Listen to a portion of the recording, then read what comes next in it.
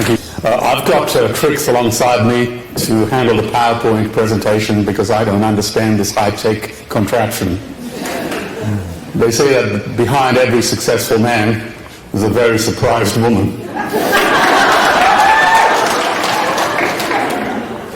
Okay. King Lear, late at night on the cliffs, asks the blind Earl of Gloucester, "How do you see the world?" And the blind man Gloucester replies, "I see it feelingly."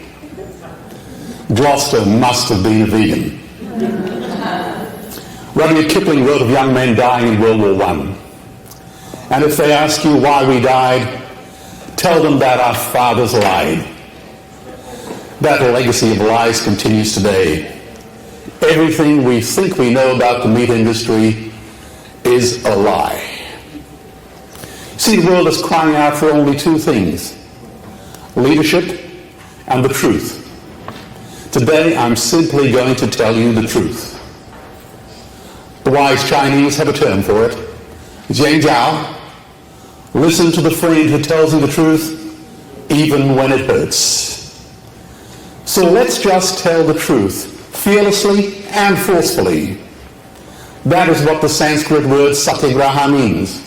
The truth force. Now, Brendan Kennelly, in the book of Judas, wrote, "If you want to serve your age, betray it." But what does that mean, to betray your age?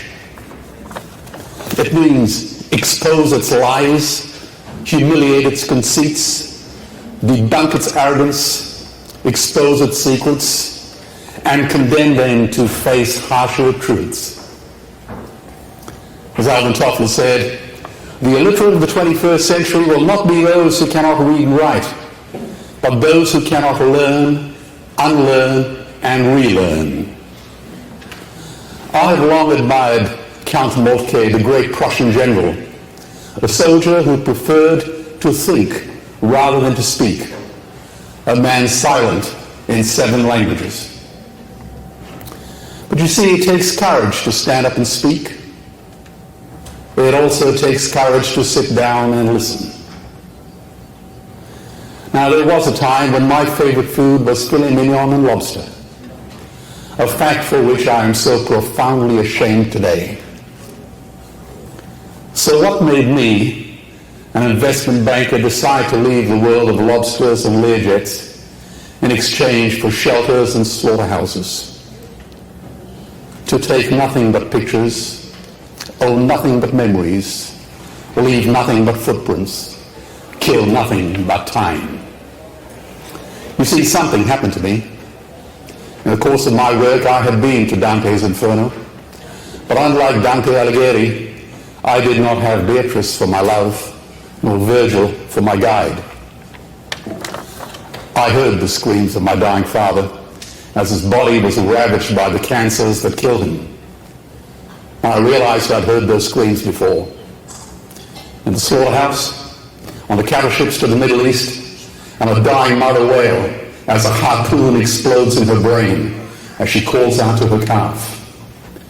Their cries were the cries of my father. And I discovered that when we suffer as equals. And in their capacity to suffer, a dog is a pig, is a bear, is a boy. So when I look into your faces today, I recall the words of the Greek poet Horace. Change only the name, and my story is also about you.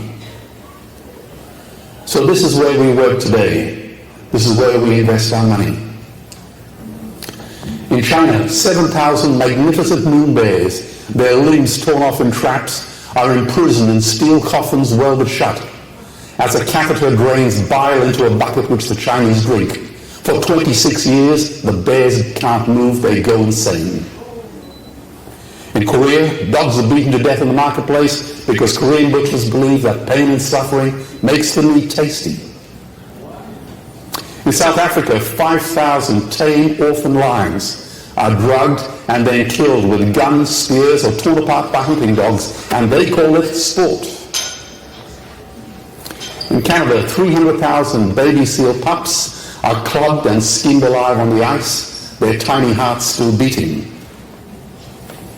In Australia, we killed 90 million kangaroos who happen to adorn our coat of arms, the largest land animal slaughter on the planet. And we in Australia sent millions of our animals born on Australian soil on death ships to the Middle East, where their eyes are stabbed out and their tendons are slashed for 30 pieces of silver. Believe me, every penny that I invested in the Bassakin slaughterhouse to try and improve standards with the Muslim butchers was utterly wasted. I won't be making that mistake again. In Asia, dogs are suspended on steel hooks and skinned alive to make trim and fur coats sold in the West. And we treat the ocean as our private pantry and as a public toilet. The Pacific Gyre now is so full of plastic, junk and human feces, it has created a floating footprint bigger than India. Dolphins and whales are stabbed to death in the shallows of Japan and Faroe Islands. Huge bays are blood red. Many of you probably know my involvement with Sea Shepherd.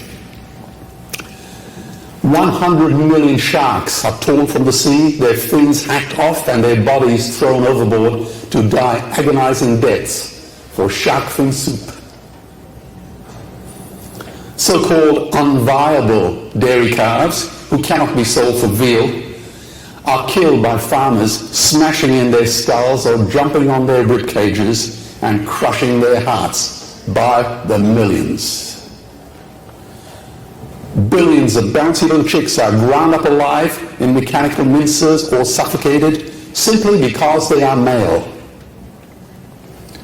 And more recently, our travels have taken us to see religious sacrifices where innocent animals make the 21st century look like the new Dark Ages, whilst children in poor countries starve because their croplands now produce meat for foreigners. I won't show you any more pictures. Now, in human history, only 100 billion human beings have ever lived.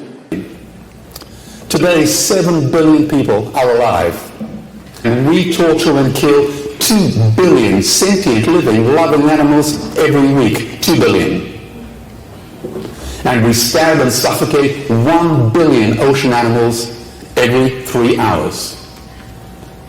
Trillions of fish are ground up into pellets to feed to livestock. Vegetarian cows are now the world's largest ocean predators. The oceans are dying in our time. By 2048, all our fisheries will be dead, the lungs and the arteries of the earth. And you would know that oceans sequester more CO2 than all the forests of the world put together.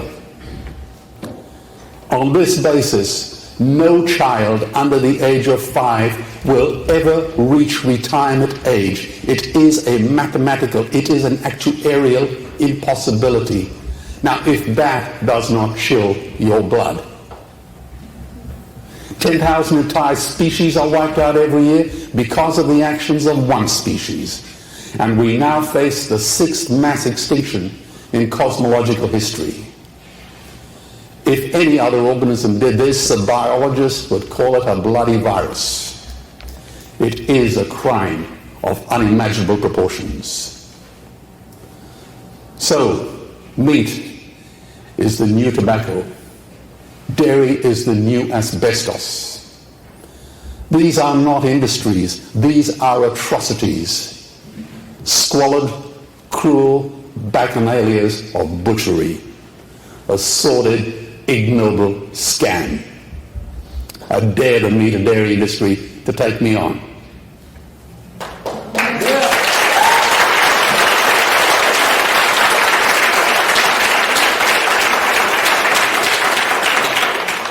Now, there are 2 peak predators on this planet: human beings on land and orcas in the ocean. In the 20th century, human beings killed 200 million members of their own species. Orcas killed none. And don't expect any miracles from your own governments either. In the 20th century, 100 million people have been killed by their own governments. Now, Victor Hugo said there is nothing more powerful than an idea whose time has come. And that's true. But I would also add, there is nothing more destructive than a bad idea whose time has passed. Meat and berries, time has passed. About bloody time. You see, it is not just about animal rights. It's also about human wrongs.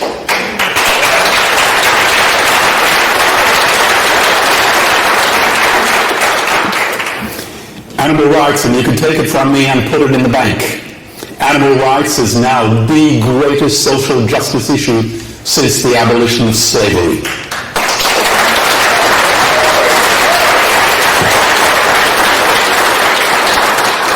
This is a revolutionary event more powerful than the Industrial Revolution, the Reformation, the Hubble telescope, or anything ever conceived by Galileo, Copernicus, Einstein, Darwin, or Freud, because it protects the most precious of all things, life. We in this room are on the right side of history. Believe me when I tell you, vegans are creating a new age of enlightenment, the second Renaissance.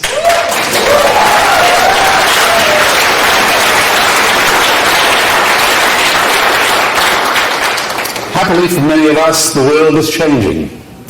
20 years ago, Twitter was a bird sound.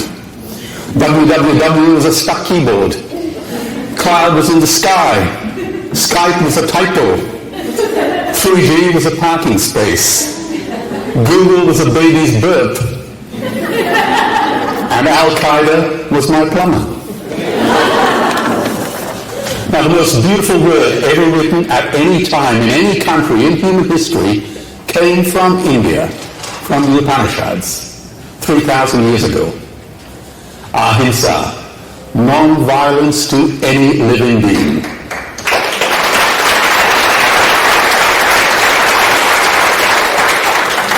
And I choose to define it as non-violence in everything we do, say, and think, not just in what we do. So when I'm asked to describe myself, I describe myself as ahimsan. And therefore, by definition, I must be vegan. Yes.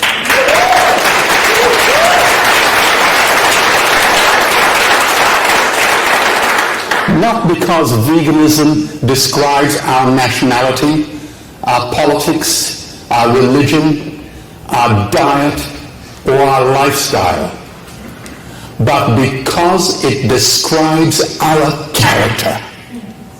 Yes.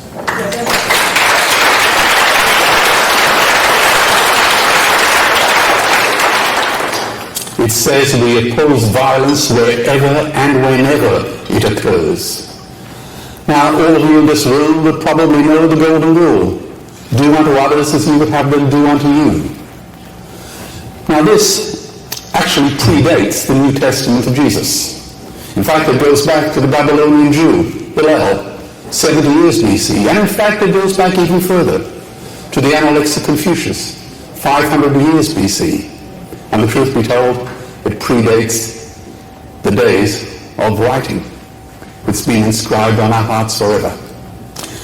Now, the great anthropologist Margaret Mead said, "Never doubt that a few committed people can change the world. Indeed, that is the only thing that ever has."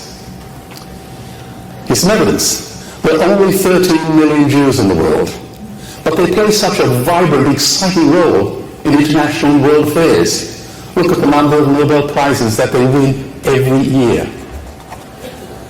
Now, Trix and I sat in the stadium during the Olympic Games full of pride, as Australia, with a population of only 20 million people, won more medals than every country in the world with the exception of the United States and Russia. Tibet's population is only 3 million, But who hasn't heard of the plight of the Tibetan? But there are over 600 million vegetarians in the world, and that is bigger than the United States, England, France, Germany, Spain, Italy, Canada, Australia, New Zealand, all put together. If they were one nation, they would be bigger than the 27 nations of the European Union.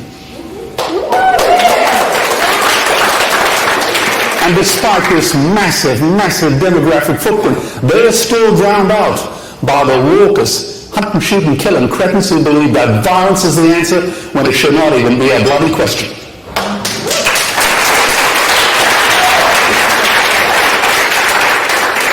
But we live in a world of media sound bites. It reminds me of Hannah Arendt's book, Eichmann in Jerusalem, where she coins the term the banality of evil.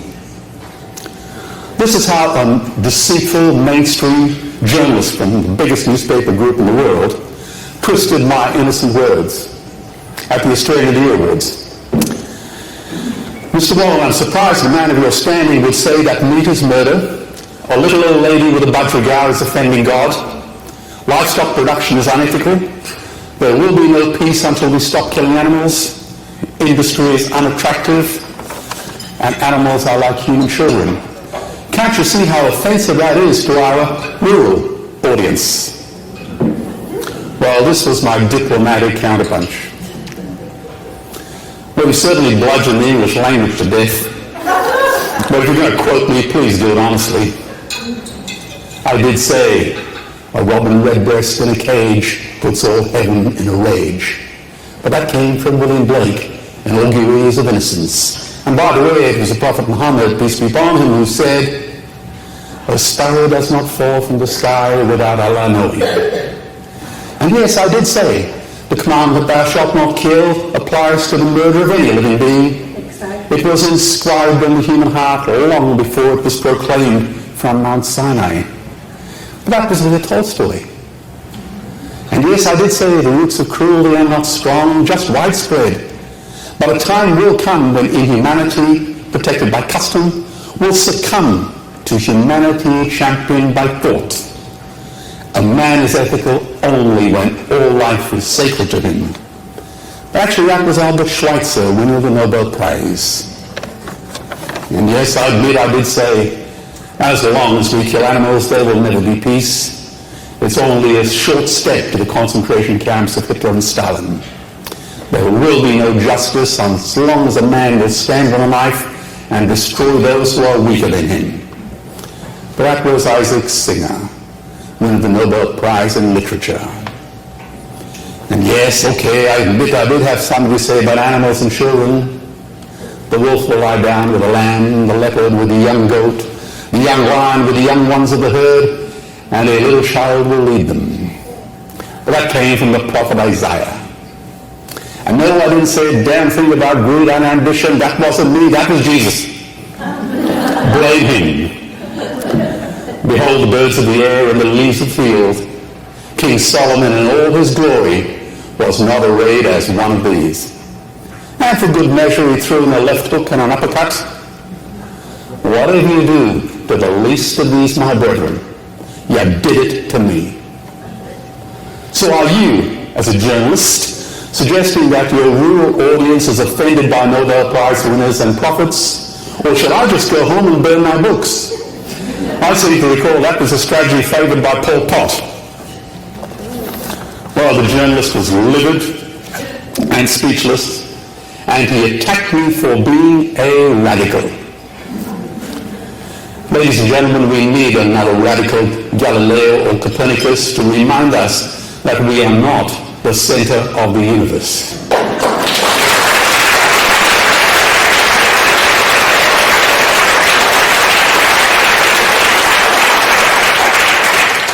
Animals are not just other species, they are other nations.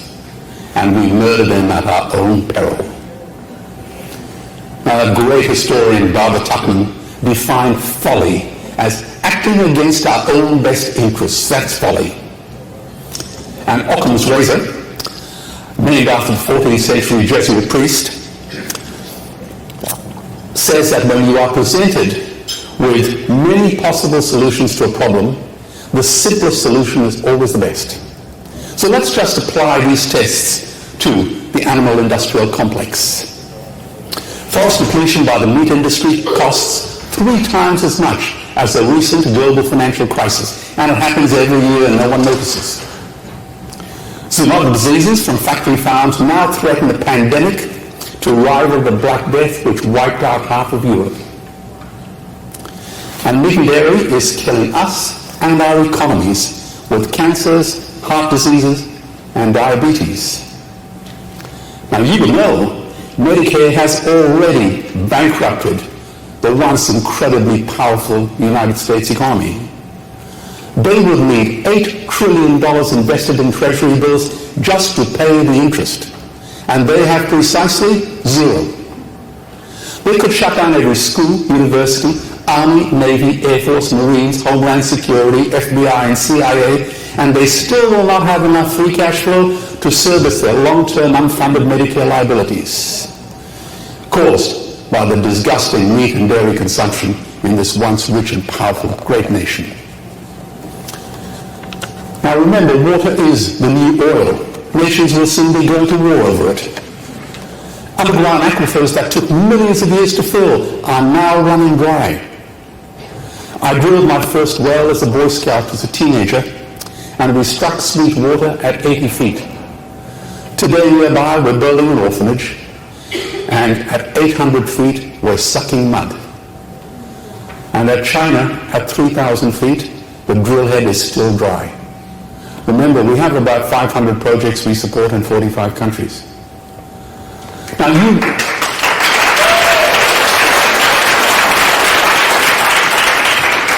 you would be outraged if 10 jumbo jets crashed every day with no survivors.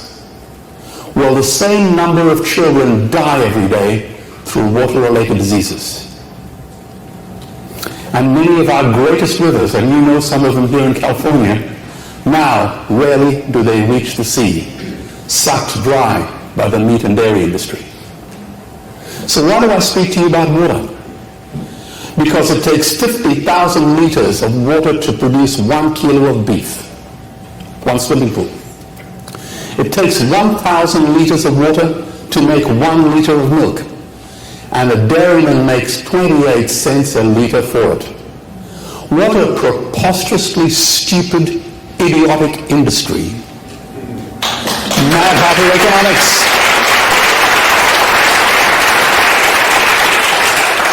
These people are financially illiterate. This really is Mad Hatter economics on steroids. 1 billion people today are hungry. 20 million people will die this year from malnutrition. Cutting meat by only 10% will feed 100 million people, and going vegan will end malnutrition forever.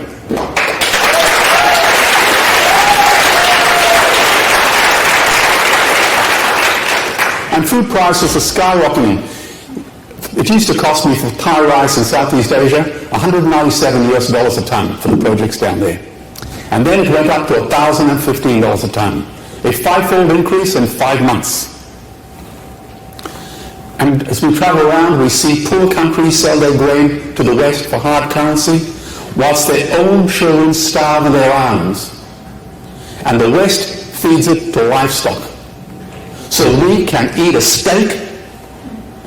Tell me the truth. Am I the only one in this room who sees this as a crime? We all do. Good. Believe me, every morsel of meat we eat is slapping the tear-stained face of a hungry child. When I look into her eyes, do I remain silent? If everyone ate a Western diet, we would need 2 planet Earths to feed us. We've only got 1, and she is dying. The Earth can produce enough food for everyone's need, but not enough for everyone's greed. And our greenhouse gas pollution from livestock vastly exceeds those of transport. Cars, trains, buses, ships, lorries, bikes, the whole lot. And their methane is 20 times more potent than CO2. The melting Siberian permafrost is now a ticking time bomb, when it releases its sequestered gas, the game is over. The Himalayan ice fields are correctly called the third pole because they feed half the world's population through the Ganges, Indus, Brahmaputra, Yellow Rivers, Yangtze, Irrawaddy, and the Mekong. And these glaciers are melting fast. I presented these numbers to 2,000 wealthy Indian entrepreneurs in New Delhi, including Amartya Sen, who just won India's Nobel Prize in Economics. And I mentioned to Muhammad Yunus, after he won the Nobel Peace Prize, that all the good that he had done with Grameen Bank would vanish when Bangladesh drowns. To say nothing about Manila, Mumbai, Calcutta, Ho Chi Minh City, and Bangkok. And then Trix and I had been with Al Gore in Australia, and we discussed the same numbers. No arguments with me from any of these three Nobel Prize winners, but lots of arguments from the lightweight, ignoble meat and dairy lobby. So Upton Sinclair was right. It is impossible to get a man to understand something when his salary depends on him not understanding it.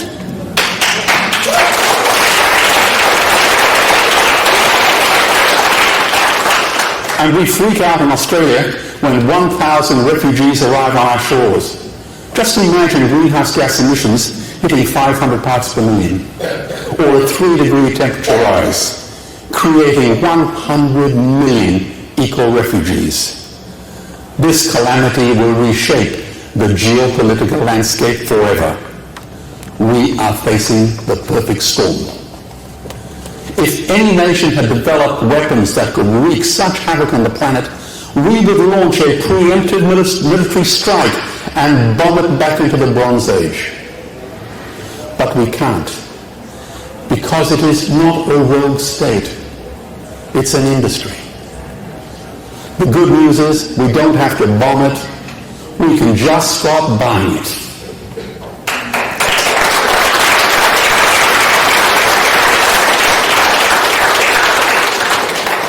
So George Bush was wrong. The axis of evil does not run through Iraq, Iran, and North Korea. It runs through our dining tables.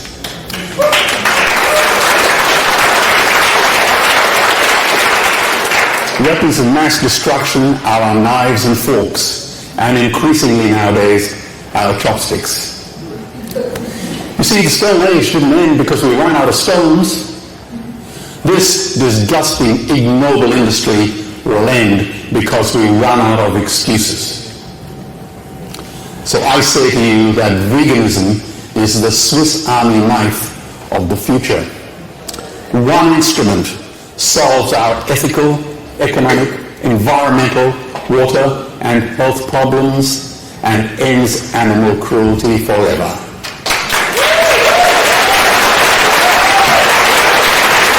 The Swiss Army knife.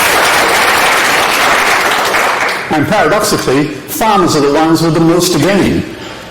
Farming wouldn't end, it would boom. Only the product line would change. Farmers would make so much money they wouldn't even bother counting it. And of course, I'd be the first to applaud them. Believe me, the message to send to your leaders is this: veganism is the engine of redirected economic growth. Governments would love us. New industries would emerge and flourish. Health insurance premiums would plummet. Hospital waiting lists would disappear. Hell, we would be so healthy we'd have to shoot someone just to start a cemetery. I addressed the World Parliament of Religions, and I said that the peace map is drawn on a menu. Peace is not just the absence of war, it is the presence of justice.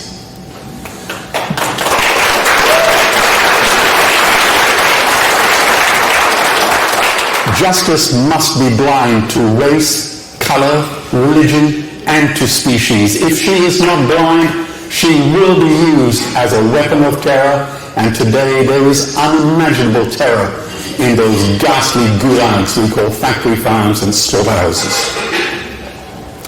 So talking about peace whilst killing animals is like loving literature and burning books. They are mutually exclusive ideas. They are incompatible in the same way that science is incompatible with a flat earth society. An ethical vegan does not need the approval of the meat lobby any more than a Nobel laureate needs the approval of the village idiot. So in my journey through Joseph Conrad's Heart of Darkness, I've learned that a man is measured not by how much money he makes, but how much of it he's willing to give away, particularly to strangers. I've learned that if you wish to increase a man's share of happiness, do not aim to increase his possessions, simply decrease his desires. Because I did not find my character on Wall Street, because it lives on the road to Damascus. So Socrates and Epicurus were right. An unexamined life is not worth living. It's not a life. It's actually a life sentence. And my heart resonates to W.H. Auden. If equal affection cannot be, let the more loving one be me.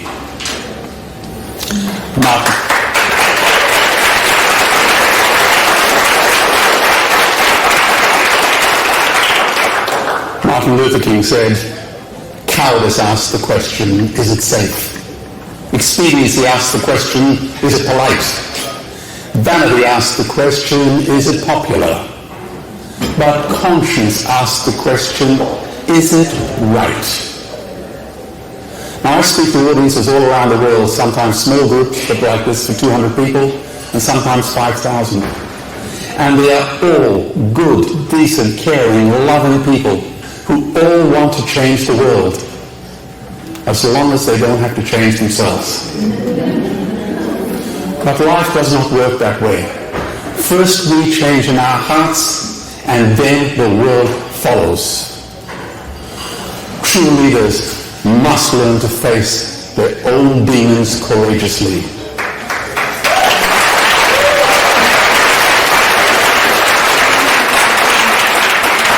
Sitting on the fence is for cowards and crows.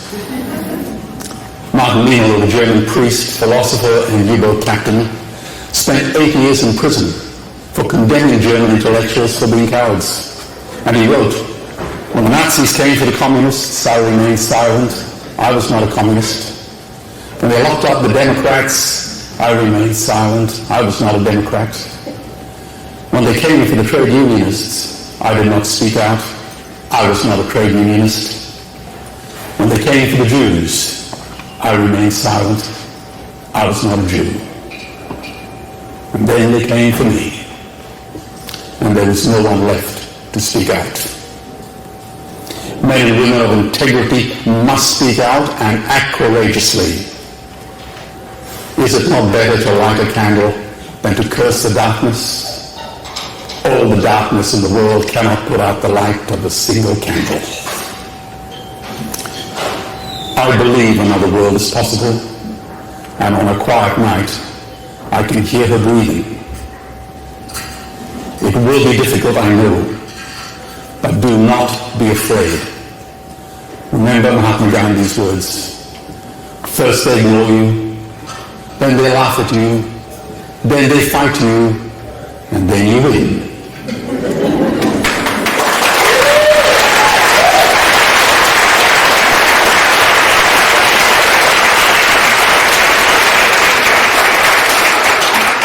The last sentence of Scott Fitzgerald's book, The Great Gatsby, reads, so we beat on, boats against the tide, drawn back ceaselessly into the past. I ask you, are we to live forever in a sick, smug, and cruel past? Let's not relive history. Let's make history, because that is what leaders do. They make history.